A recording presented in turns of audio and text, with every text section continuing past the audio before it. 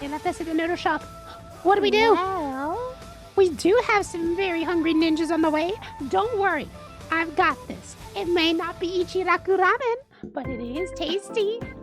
So let's make ramen, Zuzu style.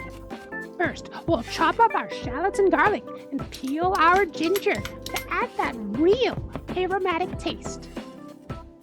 Then we're going to season our meat and air fry it. If you want to know how to make this dish, you can refer to this video right here. Who are you talking to? don't worry about it. Next, we're going to make our delicious ramen egg. Add half a cup of mirin and 1/4 cup of dark soy sauce as well as light soy sauce and 1/4 cups of water. If you want, you can add some star anise as well as some garlic powder for a little bit of that extra kick. Boil your eggs for 6 to 7 minutes. If you want to avoid your eggs from exploding, you can add a little bit of salt and put them in a bowl overnight or at the bare minimum 1 hour. Add in your aromatics and fry until soft. Ramen has shown up in various different anime, from stuff like Naruto to even more recently Dr. Stone. Then add your ground pork and get rid of all of that pink. Add in your spicy bean paste or Korean spicy bean paste, depending on which one you can get a hold of, that you not only flavor your meat, but the soup.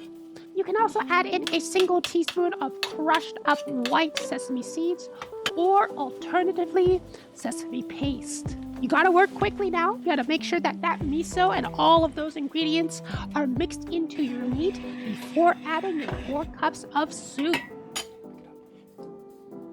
Into a boiling pot of water, add in your fresh ramen noodles for 1 to 3 minutes depending on your desired firmness.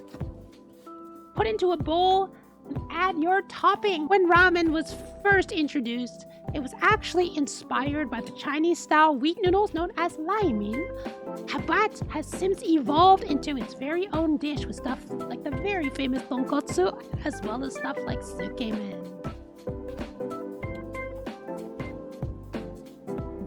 And voila! Delicious miso ramen, Zuzu style.